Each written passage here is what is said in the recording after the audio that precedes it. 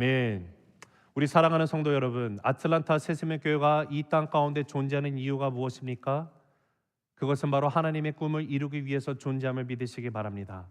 여러분, 교회라는 것은요, 나 개인의 꿈을 펼치기 위해서 존재하는 것이 아닙니다. 오직 하나님의 꿈을 이루기 위해서 하나님께서 이 땅 가운데 교회를 설립하셨어요. 창립하셨어요. 하나님께서 세상을 창조하시고 하나님의 형상, 당신의 형상을 따라서 사람을 창조하셨습니다. 그런데 사람을 창조하신 목적이 무엇인가를 우리가 살펴보면, 하나님이 하나님의 형상대로 사람을 창조하신 그 목적이 무엇인가를 또 우리가 살펴보면, 그것은 바로 하나님의 뜻이 실현되는 하나님의 나라를 이 땅에 주님이 창조하신 이 세계 가운데 건설하기 위해서 그리하셨다라는 것을 우리가 보게 됩니다. 이것이 바로 창세기 말씀이 우리에게 주시는 핵심 메시지라는 것이에요. 하나님은 당신의 사람을 통해서 모든 백성이 하나님이 백성이 되기를 원하시는 하나님이라는 거예요. 하나님의 나라가 이 땅 가운데 실현되고 세워진다는 것은 이 나라 가운데 왕이신 예수 그리스도, 하나님만을 내가 바라보며 주님과 함께 동행하고 살아가는 그 나라를 세우기를 원하셨다는 것을 우리가 압니다.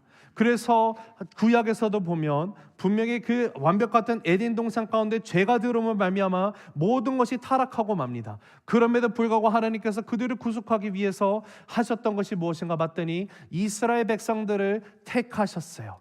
이스라엘 백성들을 제사장 나라로 선택하셨습니다. 그런데 이스라엘이 선택받은 것은 그들이 다른 나라 사람들보다, 다른 주변에 있는 자들보다 더 월등히 뛰어나고 훌륭했기 때문에 그런 것이 아니라 이것이 전적인 하나님의 은혜라는 사실을 우리가 잊어서는 안 됩니다. 하나님이 이스라엘을 제사장 나라로 택했다. 여러분, 제사장이란 것이 무엇을 뜻할까요? 제사장은요, 하나님을 이 세상에 연결하는 통로로 쓰임받는 것이 제사장입니다.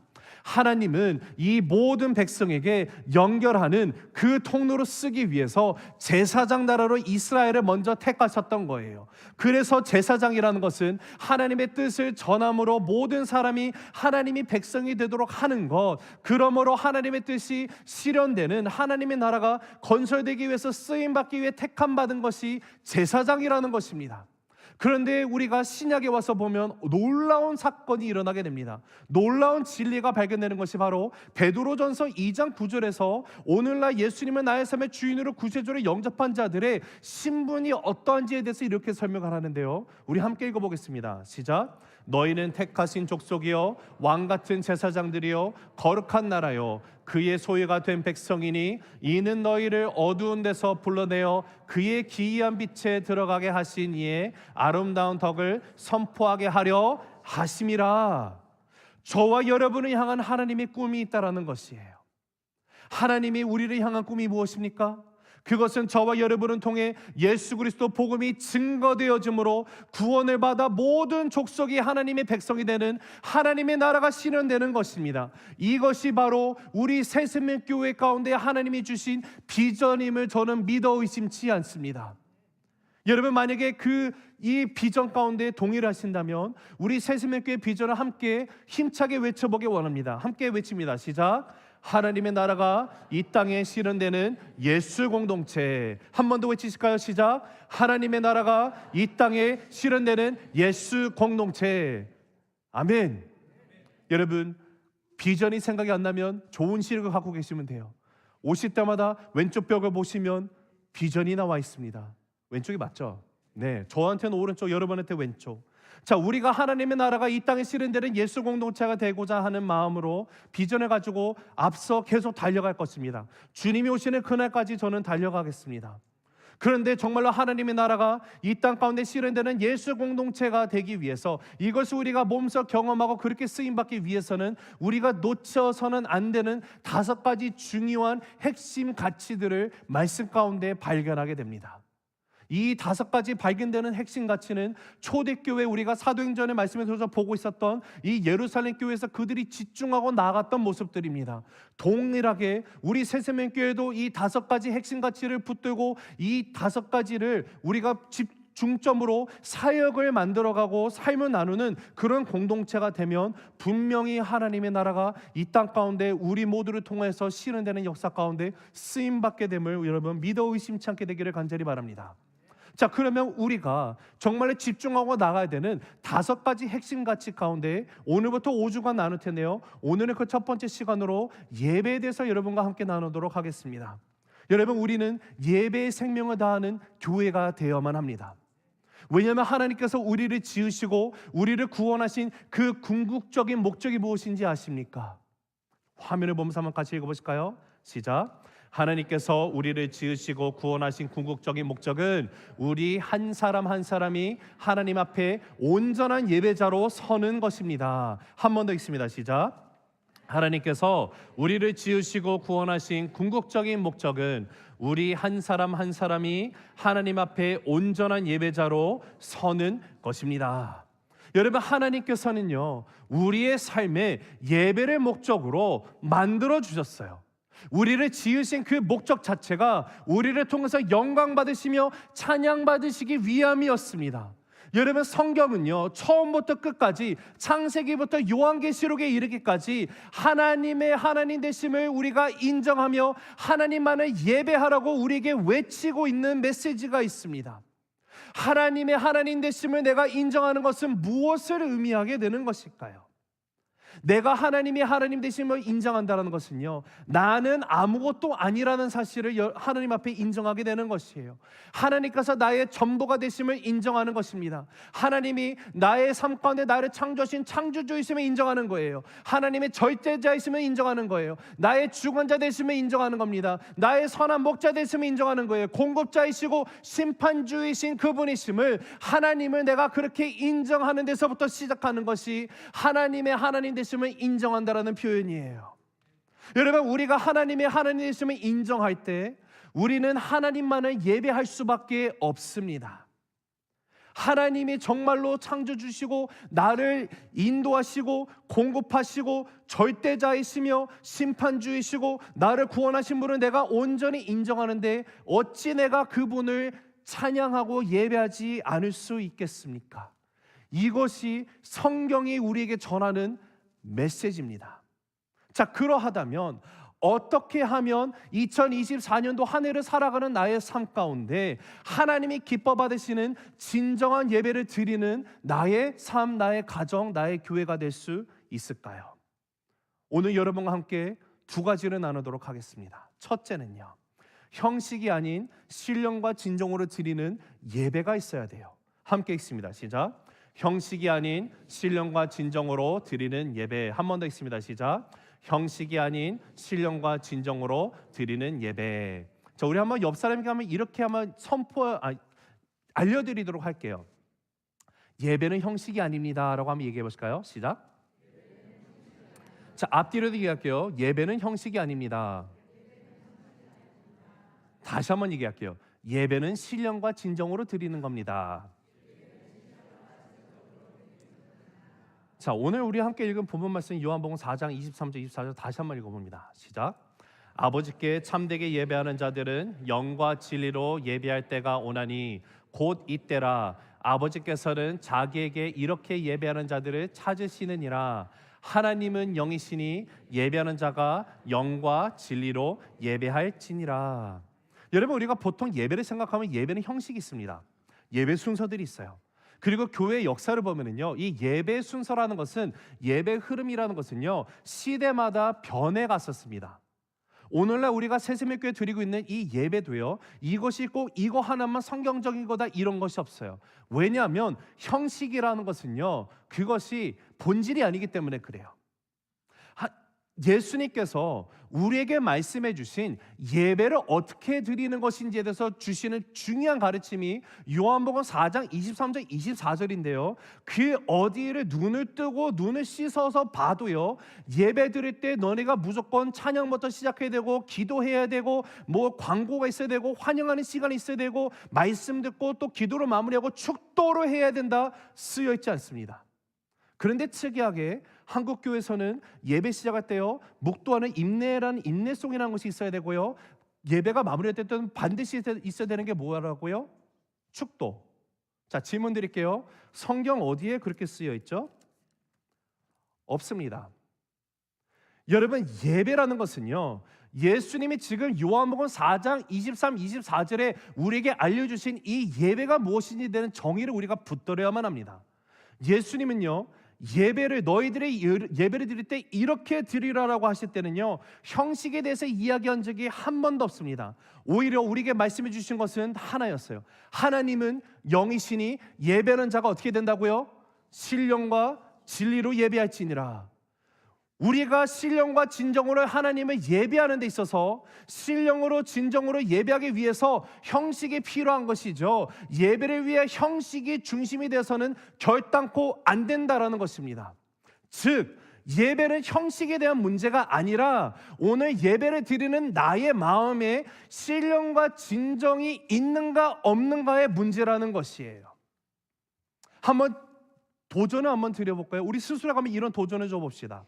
만약에 내가 어느 교회에 갔습니다. 아니면 예를 들어서 다음 주에 주일날 예배를 왔는데 우리가 드리고 있는 내가 정말 익숙한 이 예배 형식이 완전히 뒤바뀌어 있다고 한번 상상을 해보겠습니다.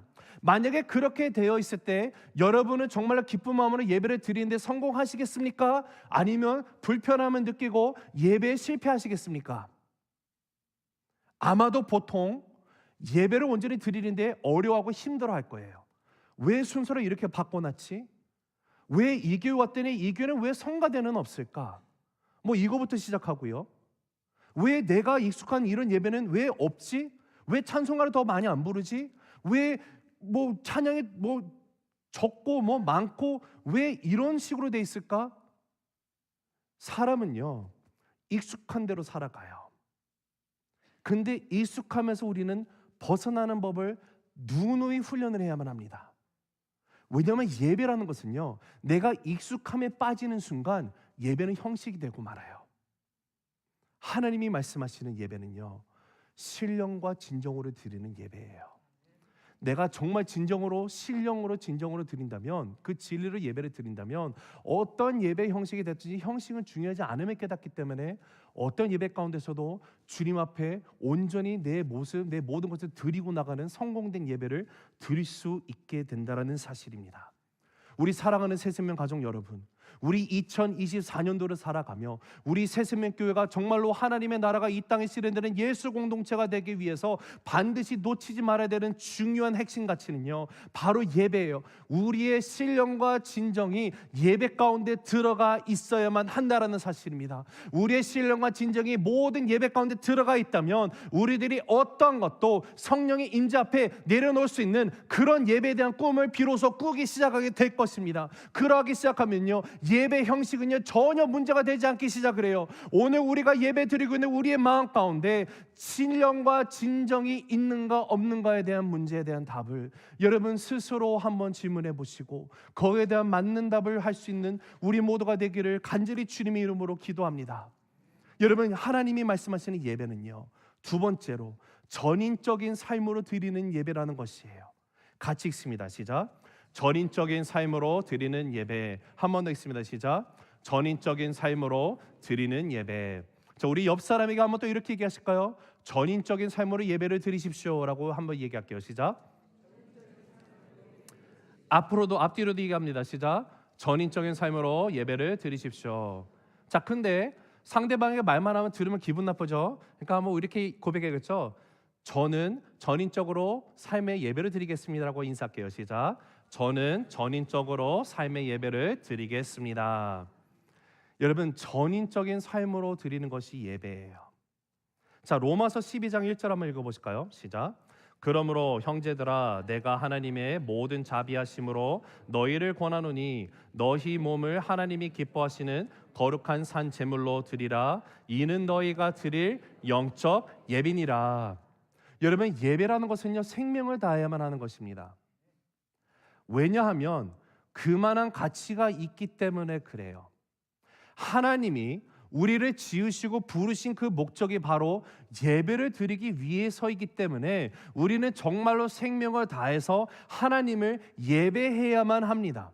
자, 그런데 만일에 하나님께서 기뻐 받으시는 참된 예배를요, 주일날 드리는 예배, 우리 교회에서는 주중에 금요 홀리웨이브 예배가 있고요, 화요일부터 금요일까지는 새벽 예배가 있습니다. 새벽 기도회가 있어요. 이런 교회에서 모여서 드리는 공예배만 예배로 생각하고 있다면 그것은 하나님이 말씀하시는 예배 정의가 아닙니다.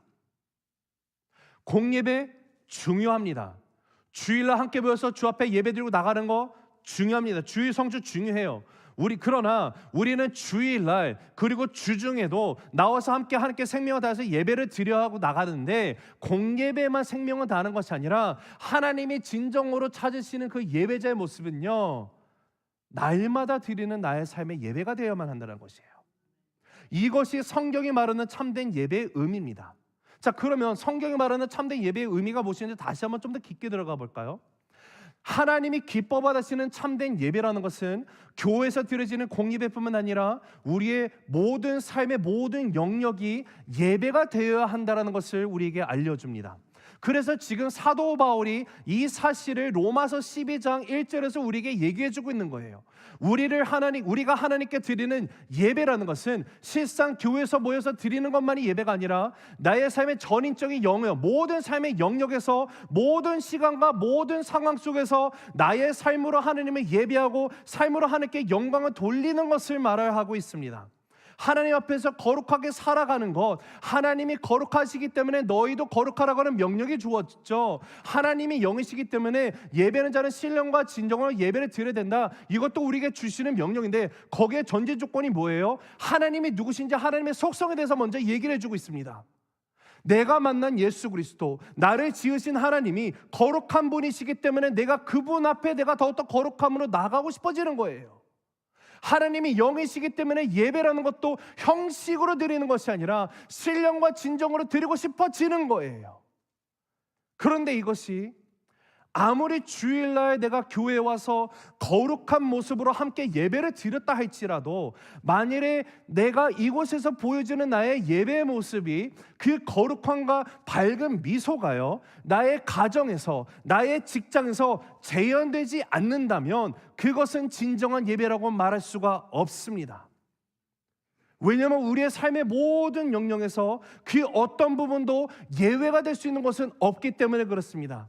그 말은요, 내가 직장에 출근해서 직장에서 일을 하고 있을 때도, 내가 사업체를 운영하고 있는 그 순간 손님을 만난 그 상황에서 열심히 일을 하고 있을 때도, 내가 집에서 가족과 시간을 보내고 있을 때에도, 내가 여행을 가서 정말 피서를 즐기고 있을 때에도, 심지어는요 더 중요한 건데, 아무도 보지 않는 가운데 나 혼자 있는 시간 속에서도 우리는 하나님의 하나님 되심을 인정해야만 합니다.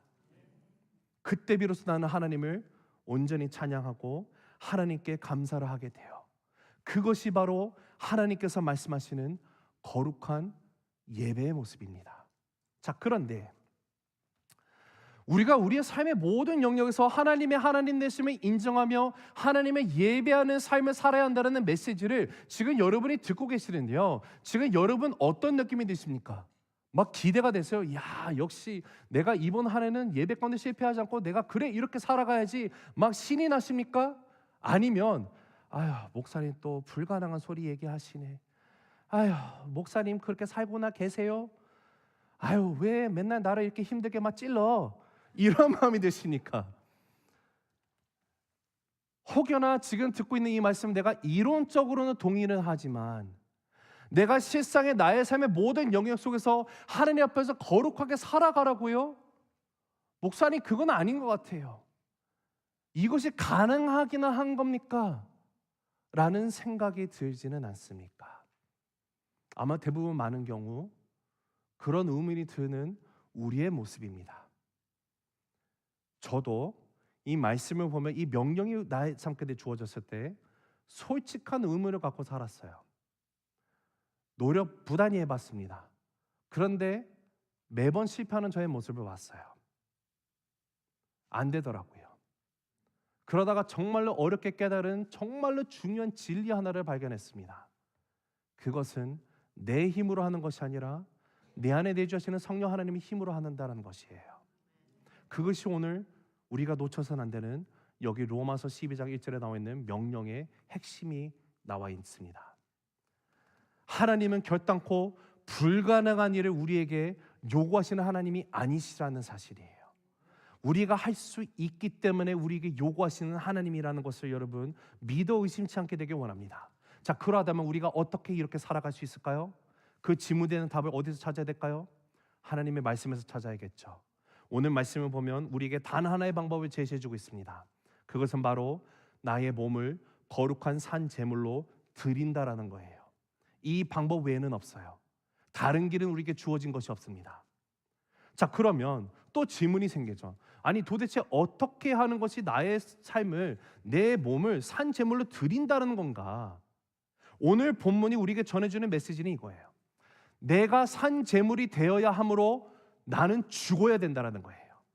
죽는 길밖에는 없어요.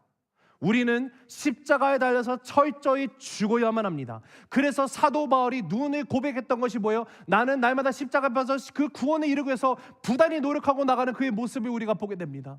나는 예수 그리스도와 함께 십자가 못 박혀 죽었으니 이제는 내 안에 내가 살아있는 것이 아니라 오직 예수 그리스도만이 살아계심을 고백하고 나가는 거예요. 구원을 이룬다라는 표현은요, 내가 뭔가 열심히 행위를 통해 가지고 내 그 크레딧이 쌓여 가지고 이 100점이 돼 갖고 구원을 받는 뜻이 아니에요. 날마다 십자가 앞에 와서 내가 죽지 않으면 예수로 살아가지 못하는 나의 연약한 모습을 사도 바울이 너무도 잘 깨달았어요.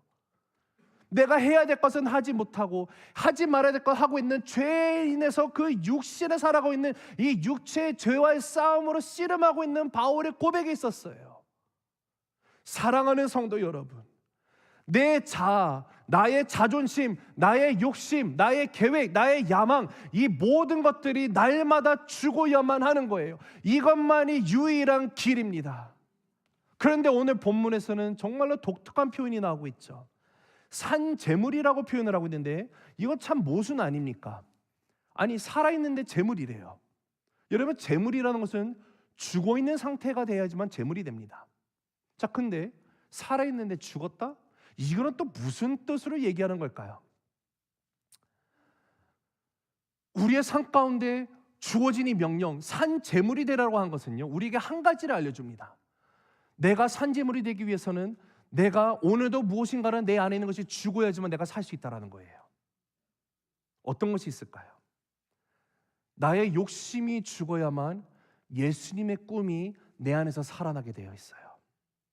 나의 야망이 죽어야지만 예수님의 비전이 나의 삶 가운데 살아나게 되어 있어요. 나의 성격이 죽어야지만 예수님의 성품이 내 안에서 살아나게 되어 있어요. 나는 날마다 죽고 예수로 살아가야만 하는 거예요. 날마다 철저히 십자가에서 죽어버리고 내 안에서 온전히 예수님만이 사셔야 하는 거예요. 이것이 진정한 예배이기 때문에 그렇습니다. 사랑하는 성도 여러분, 매일 아침마다 일어나셔서 화장실에서 세수를 하시고 거울을 바라보실 때 비추인 나의 모습을 보실 때요, 여러분 이렇게 명령하시면 좋겠어요. 형근아, 너는 오늘 십자가에 예수님과 함께 못 박혀 죽은 거야. 그러니 너의 안에는 네가 살아있는 것이 아니라 오직 예수님만이 살아계셔. 이 사실을 잊지 말고 오늘 하루를 살아가. 여러분, 스스로에게 명하시기 바랍니다. 스스로에게 고백하시기 바랍니다. 스스로에게 날마다 이 사실을 내가 붙들고 나아가시기 바랍니다.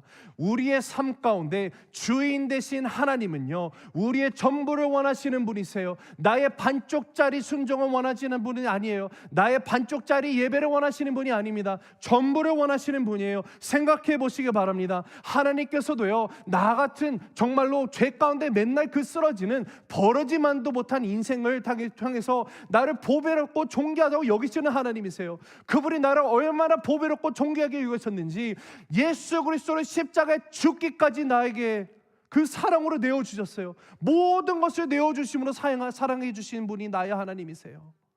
그 하나님이 나에게 동일한 것을 요구하신다는데 어찌 내가 드리지 않을 수가 있겠습니까? 여러분, 하나님께로 나올 때 부분적인 헌신이 아니라 총체적인 헌신을 하나님께서 요구하십니다. 우리의 전부를 내어 걸고 오직 하나님 앞에 나의 모든 것을 내어 드리는 것, 이것을 성경은요 예배라고 불러요. 나의 산제물이, 내 몸이, 내 삶이 산제물로 주 앞에 드려지게 되는 것. 여러분, 정말 놀라운 사실은요, 하나님이 이 땅을 창조하셨어요. 창조하실 때 모든 것을 다 창조하시고, 창조의 클라이막스가 뭐였죠? 피날레가 아담과 하와, 사람을 창조하십니다. 하나님의 형상으로 창조하셨죠. 그리고 아담과 하와가 했던 것은 딱 이거였어요. 딱 창조받고 눈은 딱 떴어요. 그랬더니 하나님이 말씀하신, 아담아 하와야, 이 모든 것을 봐봐. 이 많은 무성한 열매들 너네 먹으라고 내가 만들어놨어. 동물들도 되게 많지. 내가 너희들 향해서 사랑을 표현하다 보니까 이게 족한지 모르겠다. 다 너희를 만든 거야. 저 우주의 하늘의 별들 봐봐. 셀 수 없지 많지. 나의 사랑을 너에게 전하고 싶어서 내가 이렇게 준비했어. 어때? 마음에 드니? 너네가 해야 될 것은 하나야. 나와 함께 동행하며 내가 지은 모든 것 너네가 다 정복하고 생육하고 번성하고 나아가는 것, 너희가 다스리라고 내가 준 거야. 아담과 하와는요, 자신들이 한 거 아무것도 없이 그냥 받았어요. 처음부터. 여러분, 우리의 인생은요, 시작점이 하나님의 은혜예요. 내가 뭔가를 해서 하나님이 주신 것이 아무것도 없다라는 사실이에요. 우리는 은혜로 거저로 받았습니다. 그 하나님이 나의 삶의 주인이시라는 것을 내가 깨닫고 나간다면, 이전에는 내가 내 욕심을 따라 살아갔지만 내가 진정으로 예수님을 만나게 되면요, 내가 이제는 세상 것이 보이지 않게 돼요. 하나님만 보이기 시작합니다. 그러나 그러기 위해서는 우리가 날마다 내 자아, 나의 욕심, 나의 계획, 나의 모든 생각을 날마다 십자가에 못 박아버리고 내가 온전히 죽을 수 있기를 간절히 기도하고 나가는 우리 새세민교회 모든 성도님들의 삶 되시길 간절히 주님 이름으로 축복합니다. 말씀을 맺습니다. 우리 모두의 목적지는 하나님을 향한 예배예요. 하나님은 형식의 예배를 원하시는 것이 아니라 신령과 진정으로 드리는 예배를 원하십니다. 아무리 예배 형식이 내가 좋아하고 나의 스타일, 나만의 스타일의 예배라 한다 할지라도 그곳에 신령과 진정이 빠져 있으면 하나님이 찾으시는 예배자가 될 수가 없습니다. 사랑하는 성도 여러분, 예배라는 것은요, 내 전인적인 삶으로 주 앞에 드리는 것이 예배입니다. 교회에 와서 드리는 공예배만이 예배가 아니라 더 중요한 것은 나의 삶 가운데, 나의 가정 가운데, 나의 부부관계의 모습 가운데, 나의 자녀들과의 모습 가운데, 나의 일터, 나의 직장 가운데 동일한 예배의 모습이 있기를 원하시는 하나님 아버지의 콜링입니다. 여러분, 우리 힘으로 하면 우리는 실패할 수밖에 없어요. 나의 힘으로 내가 예배자가 되려고 부단히 노력한다 할지라도 나는 실패할 수밖에 없습니다. 중요한 사실은 내 안에 계시는 예수 그리스도, 내 안에 내 주에 계시는 성령 하나님을 내가 온전히 붙들고 주님을 의지하고 나아갔더니 나의 삶이 진정 주님이 말씀하시는 그 예배자의 모습으로 변화되게 되는 것을 우리는 체험하게 될 것이에요. 그리고 이를 통해서 우리가 할 수 있는 결과는 무엇입니까? 하나님이 하셨다는 것을 인정할 수밖에 없어요. 나를 은혜로 주의 자녀 삼아주시고 나의 삶을 은혜로 인도하시고 나의 삶의 끝의 결과도 은혜로 엔딩이 되는 그 삶 가운데 하나님은 2024년도도 저와 여러분을 주님과 동행하는 그 예배 자리로 초청하십니다.